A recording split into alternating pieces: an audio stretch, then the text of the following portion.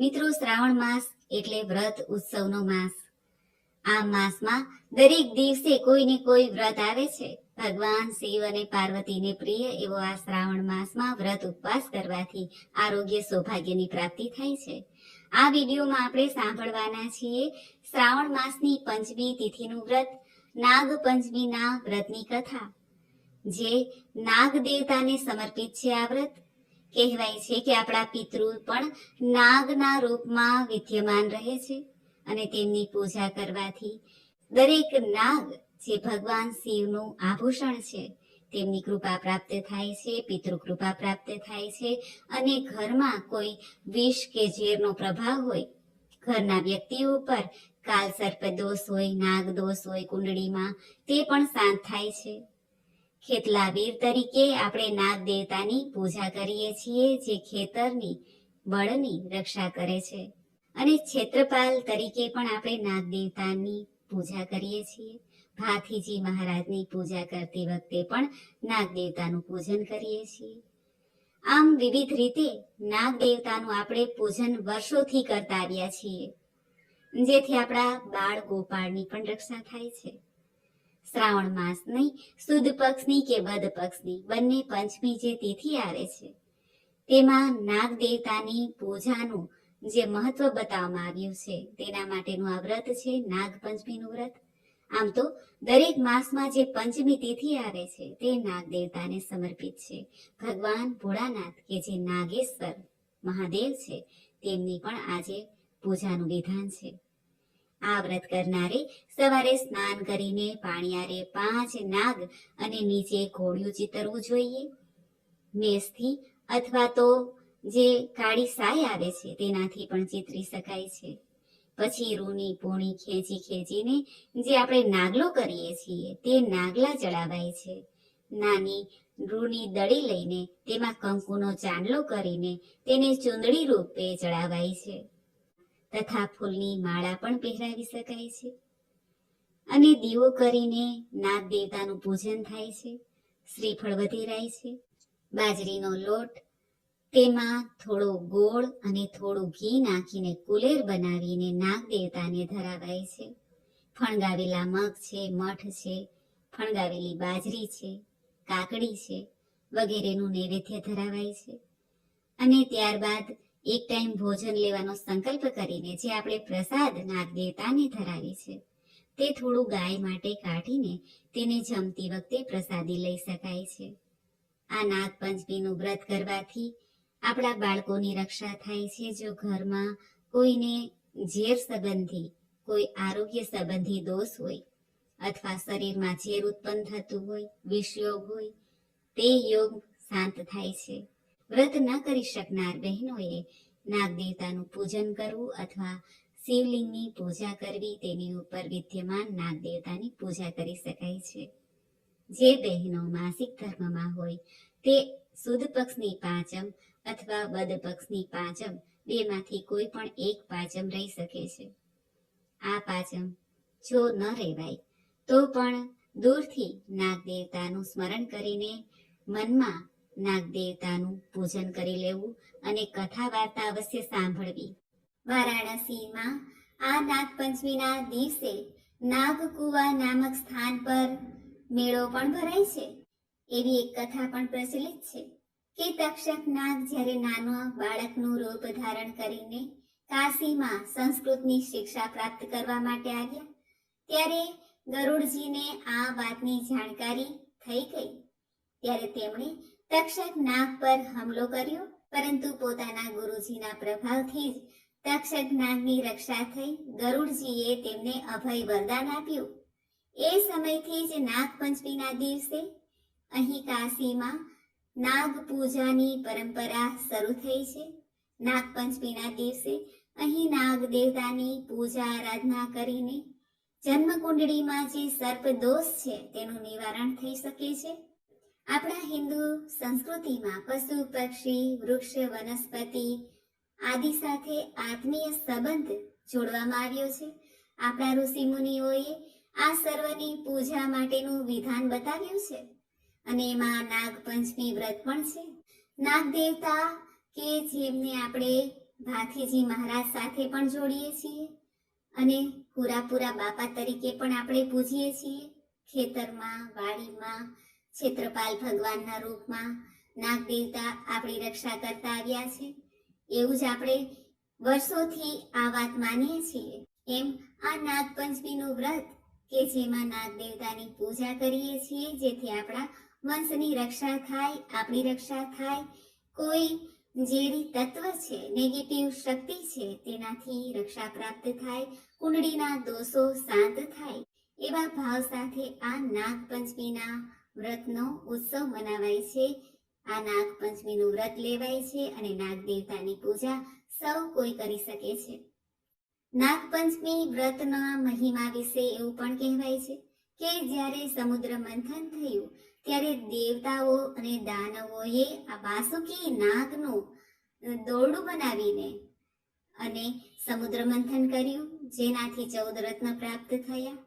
એ 14 રત્ન દ્વારા આ ધરતીને ઘણું પ્રાપ્ત થયું છે.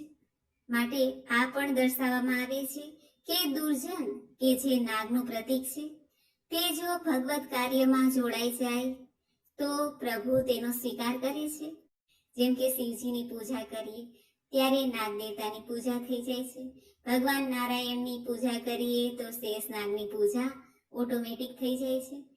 એ વિધાનથી જ આ સ્પેશિયલ નાગપંચમીનું વ્રત કરવામાં આવે છે, જેમાં નાગ દેવતાની પૂજા થાય છે. આ વ્રત ખૂબ જ શુભ અને મંગલકારી છે. ભક્તોની મનોકામના પૂર્ણ કરનાર છે. નાગપંચમીના દિવસે કહેવાય છે કે નાગોની ઉત્પત્તિ થઈ હતી, ત્યારથી નાગની પૂજાનું વિધાન આરંભ થયેલું છે. વ્રત ઉપવાસ રખાય છે અને નાગ દેવતાને પ્રાર્થના કરાય છે કે હે નાગ દેવતા, અમારા કુળની, અમારા ઘરની રક્ષા કરજો, અમારી રક્ષા કરજો. આવી રીતે આ નાગપંચમીનો ઉત્સવ મનાવાય છે. કહેવાય છે કે ધામે ધૂમેથી નાગલોકમાં પણ આજના શુભ દિવસે ઉત્સવ મનાવાય છે. પરીક્ષિતના પુત્ર એવા જન્મેજયે નાગદાહનો યજ્ઞ આરંભ કર્યો હતો. સર્વે નાગ કુળ સહિત યજ્ઞમાં હોમાઈ જતા હતા. ત્યારે આસ્તિક મુનિએ આજના શુભ દિવસે નાગોની રક્ષા કરી હતી અને આ યજ્ઞ બંધ કરાવ્યો હતો. ત્યારથી પણ આ નાગપંચમીનો ઉત્સવ કે તહેવાર વ્રત ઉપવાસ કરાય છે, નાગ દેવતાની પૂજા થાય છે. આ ઉપરાંત પણ દ્વાપર યુગમાં ભગવાન શ્રી કૃષ્ણએ આજના શુભ દિવસે કાલ્ય નાગનું દમન કરેલું હતું. માટે પણ આજે નાગપંચમીના દિવસે નાગ દેવતાની પૂજા થાય છે, ઉપવાસ થાય છે, આરાધના થાય છે. અને વળી નાગપંચમીના દિવસે જ નાગોની ઉત્પત્તિ પણ થઈ હતી. માટે આ નાગપંચમીનું વ્રત ખૂબ જ ઉત્તમ કહેવાય છે. શેષનાગે આખી પૃથ્વીને પોતાના ફણા ઉપર ધારણ કરેલી છે. આમ નાગપંચમીના દિવસે નાગની પૂજા કરીને પણ આપણે નાગ દેવતાનું ઋણ કર્જ ઉતારીએ છીએ. નાગોમાં પણ ખાસ કરીને શેષનાગ, વાસુકી નાગ, તક્ષક નાગ, કર્કોટક નાગ, ધૃતરાષ્ટ્ર નાગ, કાલિય નાગ આદિનું વર્ણન શાસ્ત્રોમાં પણ છે. હવે આપણે જાણી લઈએ કે નાગપંચમીના દિવસે ભૂલથી પણ આ કાર્ય ઘરમાં ન કરવું જોઈએ. તે કયું છે? જે ભક્તો નાગપંચમીનું વ્રત કરે છે, ઉપવાસ કરે છે, નાગોની કૃપા પ્રાપ્ત કરવાની ઈચ્છા હોય છે, તેણે નાગપંચમીના દિવસે ધરતી માતાને ખોદવી ન જોઈએ. નાગપંચમીના દિવસે ખેડૂતોએ પણ ધરતી ઉપર હળને ચલાવવું જોઈએ નહીં. નાગપંચમીના દિવસે સોય અને દોરાથી સિલાઈ પણ કરવી ન જોઈએ. આ નાગપંચમીના દિવસે લોઢાની કડાઈમાં ભોજન પણ બનાવવું ન જોઈએ. નાગથી ડર લાગતો હોય તો નાગપંચમીના દિવસે રાહુ કેતુના મંત્રનો જાપ કરી શકાય. ઓમ રામ રાહવે નમઃ, ઓમ કેમ કેતવે નમઃ આ મંત્રનો જાપ કરાય. અને જો નાગ સપનામાં આવતા હોય, નાગથી ડર લાગતો હોય, તો નાગ અને નાગણનો જોડો લઈને, ચાહે ચાંદીનો હોય કે તાંબાનો, તેની ઘરે પૂજા કરીને કાચું દૂધ ચડાવીને એ નાગ અને નાગણના જોડાને શિવલિંગ ઉપર ચડાવી દેવું. ઓમ નાગેન્દ્ર હારાય નમઃ આ મંત્ર જપવો. ત્યારબાદ ભગવાનને પ્રાર્થના કરવી કે હે પ્રભુ, મારો કોઈ દોષ કે અપરાધ હોય તો તેને ક્ષમા કરો. હે ભોળાનાથ, અમારી રક્ષા કરો. આવી રીતે નાગ દોષથી પણ મુક્તિ પ્રાપ્ત કરવાનો આ શુભ દિવસ છે. નાગથી ડર નહીં લાગે અને સપનામાં પણ નાગના દર્શન નહીં થાય. મિત્રો, આ હતી નાગપંચમીની વિધિ મહાત્મય. હવે આપણે સાંભળીએ નાગપંચમીના વ્રતની કથા. બોલો નાગ દેવતાની જય. વીરપુર નામે એક ગામ હતું. તેમાં એક ડોસીમા રહે. તે ડોસીમાને 7 દીકરા હતા. ડોસીમાને આ 7 દીકરાઓને પરણાવી દીધેલા. તેથી 7 વહુઓ સાથે રહે. ડોસીની 6 વહુઓ ભર્યા ભાદરિયા ઘરેથી આવેલી, પણ સૌથી નાની વહુને પિયરમાં કોઈ નહીં, એટલે બધા તેને ન પાપી ન પીરી કહીને મેણા દે. પરંતુ તે બિચારી મૂંગે મોઢે બધું સહન કરી લે. ઘરનું બધું કામ એના માથે. ઢગલો રોટલા ઘડે, વાસણ માંજે, ગાસડો કપડાં ધોતી, તોય પેટ પૂરતું ખાવા ન મળે. ભાદરવો માસ આવ્યો, શ્રાદ્ધના દિવસો આવ્યા. ઘરમાં તપેલું ભરીને ખીર બની. 6 વહુએ 7મી સાસુ પેટે ભરીને જમ્યા, પરંતુ નાની વહુને ભાણે તો કંઈ આવ્યું નહીં. ચડતા દાડા હતા, તેથી તેને ખીર ખાવાનું ઘણું મન થાય, પણ કરે શું? કામ ખૂટે તો ખાવા બેસે ને. ત્યાં તો સાસુમાં તાડુક્યા. અલી ન પીરી, જોઈ શું રહી છે? બધ્યું ઘટ્યું ખાઈ લે ને વાસણ માંજી નાખને. ત્યારે નાની વહુ ઉઠી અને ખીરના તપેલામાં જોયું તો ઠાલુઠમ. એની આંખમાં ઝરઝરી આવી ગયા. ભૂખ્યા પેટે એઠા વાસણનું તબકડું લઈને તે નદી માંજવા ગઈ. તેણે તો નદીએ જઈને બધા વાસણો તબકડામાંથી બહાર કાઢ્યા. એમાં એક વાટકીમાં કોઈની એઠી ખીર હતી. નાની વહુ તો ખીર જોઈને રાજી રાજી થઈ ગઈ. તેણે ખીરનો વાટકો ઝાડ પાસે મૂક્યો અને વિચાર્યું કે વાસણ ઉટકીને આ ખીર પી જઈશ. નાની વહુ તો વાસણ ઉટકી નદીમાં નાહવા ગઈ. નાહીને પછી તે બહાર આવી. વાટકી પાસે જઈને જોયું તો વાટકી તો ખાલી ખમ. તેમાં સહેજ પણ ખીર ન હતી. નાની વહુએ તે ઝાડ નીચે ખીરની વાટકી મૂકી હતી. તે ઝાડમાં એક રાફડો હતો. એ રાફડામાંથી નાગણ આવીને ખીર ખાઈ ગઈ હતી અને પછી રાફડામાં સહેજ મોઢું બહાર રાખીને બેઠી હતી. તેણે થયું કે નક્કી આ સ્ત્રી મને હમણાં ગાળો દેશે. પણ નાની વહુ તો ગુસ્સે થવાને બદલે બોલી, હશે કોઈ મારા જેવી દુખિયારી, ભલે ખાઈ ગઈ, મારું પેટ ઠરે એવું એનું પેટ ઠરજો. નાની વહુએ તો ગાળો નહીં પણ આશીર્વાદ આપ્યા. આ સાંભળીને નાગણી અત્યંત પ્રસન્ન થઈ. તે રાફડામાંથી બહાર આવી અને બોલી, દીકરી, મને ખૂબ જ ભૂખ લાગી હતી, એટલે તારા ભાગની ખીર હું ખાઈ ગઈ છું. બોલ, તેના બદલામાં તારે શું જોઈએ છે? તને કઈ વાતનું દુઃખ છે? નાની વહુએ તો નાગણ માતાને બધી વાત કરી. હે માં, મારા પિયરમાં કોઈ નથી, એટલે બધાય મને મેણા મારે છે. મને પૂરતું ખાવાનું આપતા નથી. અત્યારે મને સારા દાડા રહ્યા છે. થોડા દિવસમાં મારો ખોળો ભરવાનો છે, પણ મારે કોઈ ભાઈ નથી. હું કોને ખોળો ભરવા બોલાવું? આટલું કહેતામાં જ નાની વહુની આંખમાં તો ઝળઝળી આવી ગયા. નાગણીને દયા આવી. એણે નાની વહુને શાંત પાડતા કહ્યું, બેટી, તું રડીશ નહીં. જ્યારે તારો ખોળો ભરવાનો થાય ત્યારે પેલા રાફડા પાસે કંકોત્રી મૂકીને જજે. નાની વહુ તો વાસણ લઈને હરખાતી ઘેરે આવી. એણે તો નાગણીએ દિલાસો જે આપ્યો હતો એનાથી ઘણી શાંતિ મળી. આ વાતને થોડા દિવસો વીતી ગયા. ખોળો ભરવાનો દિવસ આવ્યો. 6 વહુઓ મેણા મારવા લાગી કે પિયરમાં તો બધું ઉજળ છે. આ ન બાપીને વળી ખોળો ભરવાના આટલા બધા ઓરતા સાના છે? પરંતુ નાની વહુ તો કાંઈ બોલી નહીં. એ તો એક કંકોત્રી લઈને છાની માની નાગણના રાફડા પાસે મૂકી આવી. અંતે ખોળો ભરવાનો દિવસ આવી પહોંચ્યો. એટલે સાસુમાં નાની વહુને સંભળાવતા બોલ્યા, અલી મોટી વહુઓ, ઝટપટ ચૂલે લાપસીના આંધણ મૂકો. હમણાં નાની વહુના પિયરિયાવાળા આવી પહોંચશે. પોટલું ભરીને કપડાં અને સોનાના ઘરેણાં લાવશે. ત્યાં તો સામે ઘૂઘરમાળ ઘમકવા લાગી. નાની વહુ તો દોડીને બહાર આવી. જોયું તો 7 ગાડા આવતા જોયા. પાછળ 2-4 સોનાની પેટી ઉપાડીને ચાલ્યા આવતા હતા. 6 જેઠાણી અને સાસુમાં પણ બહાર દોડી આવ્યા. તેમની બધાની આંખો ફાટી ગઈ. ગાડા નજીક આવ્યા અને ગાડામાંથી નાગ દેવતા, નાગણ અને નાગકુમારો ઉતર્યા. જેઠાણીઓએ તો કાપો તો લોહી ન નીકળે એવી દશા થઈ. સાસુ વહુને સાથ કરવા લાગ્યા. અલી વહુઓ, ઝટપટ લાપસીના આંધણ મૂકો, મહેમાન આવી ગયા છે. ત્યારે નાગણીએ કહ્યું, અમને દૂધ સિવાય કાંઈ જ નહીં ચાલે, એટલે બીજું કંઈ મૂકશો નહીં. સાસુએ તો દૂધના દેગડા ચૂલે ચડાવ્યા. દૂધ ગરમ કરીને કથરોટમાં રેડ્યું. એમાં દૂધનો સૂકો મેવાનો મસાલો નાખ્યો. દૂધ ઠરવા મૂક્યું. જેવું દૂધ ઠરી ગયું એટલે નાગ કુટુંબને દૂધ પીવાનું આમંત્રણ આપ્યું. તરત જ નાગ કુટુંબ બધું દૂધ પી ગયું. પછી નાની વહુનો ખોળો ભરાયો. સોના રૂપાની પહેરામણી કરીને હીરા માણેકથી પગલા ભર્યા. બહેનને હીરના ચીર ઓઢાડ્યા. ખોળો ભરાયા પછી નાગણ બોલી, વેવાણ, દીકરીને વિદાય આપો. સુવાવડ પછી 1.25 મહિને જાતે મૂકવા આવીશું.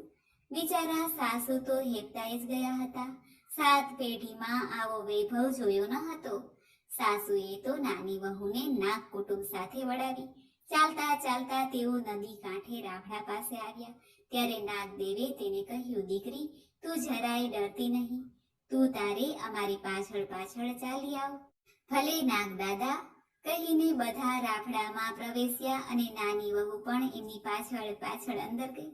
પણ અંદર જઈને જોયું તો નાની વહુને ભારે નવાઈ લાગી. અંદર તો એક મોટું ભોંયરું હતું. તે ભોંયરાની વચ્ચોવચ એક સુંદર રાજમહેલ હતો. આ રાજમહેલ જોઈને નાની વહુને બીક ટળી ગઈ. મહેલના ચોકની વચમાં એક સરસ મજાનો હિંડોળો ખાટ. એની ઉપર નાની વહુને બેસાડી.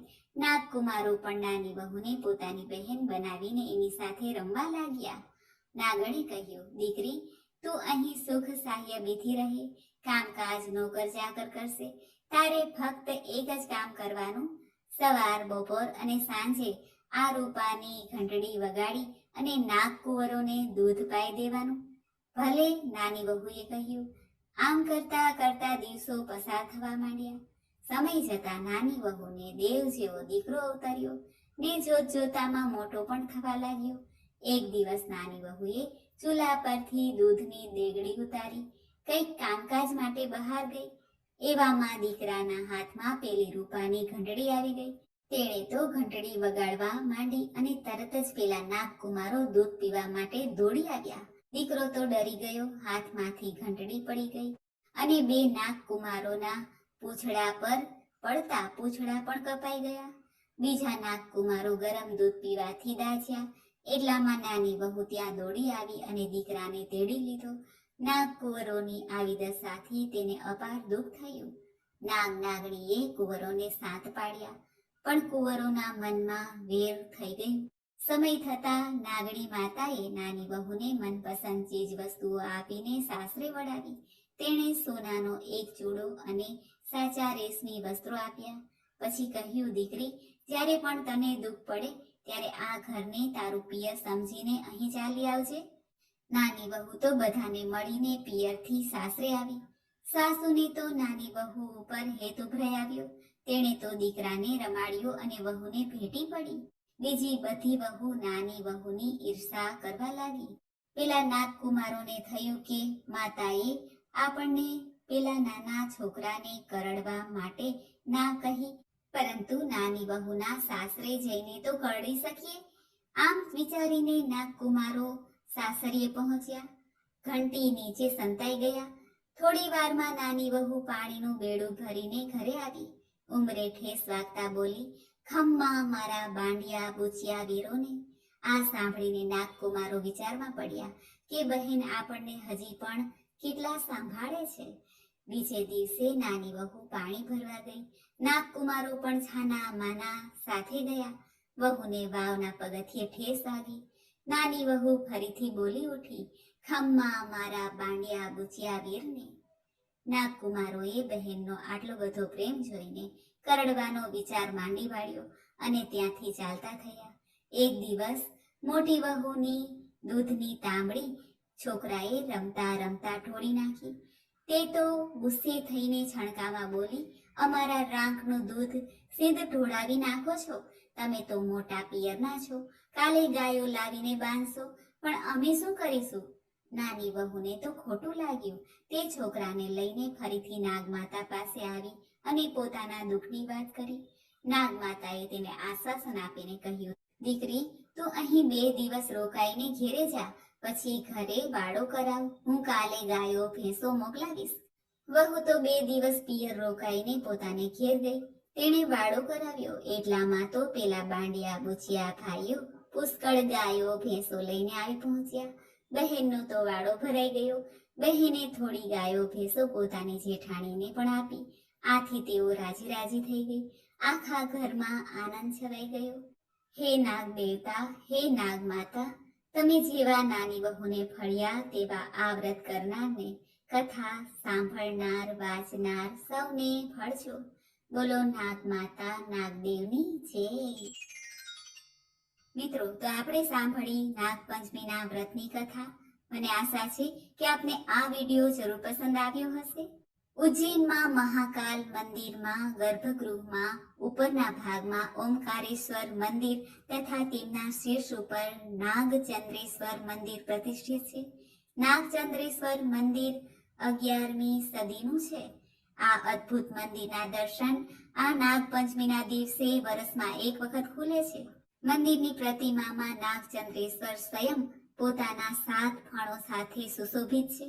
સાથે શિવ પાર્વતી નંદી અને સિંહ બિરાજિત છે. મૂર્તિમાં ભગવાન ગણેશ તથા કાર્તિકેય સ્વામીના પણ દર્શન થાય છે. સૂર્ય ચંદ્ર અંકિત છે. આ પ્રકારની નાગચંદ્રેશ્વરની મૂર્તિના દર્શન, આ કલાત્મક મૂર્તિના દર્શન આજે પણ નાગપંચમીના દિવસે ભક્તો કરે છે. ભગવાનના ગળામાં ભુજાઓમાં ભુજંગમાં લપેટેલા નાગના દર્શન થાય છે. નાગપંચમીના દિવસે ઘરના મુખ્ય દ્વાર પર ગોબરથી કે પછી ગેરુ કે માટીથી સર્પની આકૃતિ બનાવવાથી ઘરમાં કોઈ નાગદોષ સંબંધી સમસ્યા હોય તો તે દૂર થાય છે. નાગદેવતાની કૃપા પ્રાપ્ત થાય છે. ઘરના મુખ્ય દ્વાર પર સર્પની આકૃતિ બનાવવાથી આર્થિક લાભ પ્રાપ્ત થાય છે. ઘરમાં રહેવા વાળાને કોઈ વિપત્તિ નડતી નથી. ઓમ ભુજંગેશાય વિદ્મહે સર્પરાજાય ધીમહિ તન્નો નાગઃ પ્રચોદયાત. બોલો નાગ દેવતાની જય. મિત્રો, મને સાંભળવા માટે ધન્યવાદ. આપ સૌને મારા જય શ્રી કૃષ્ણ.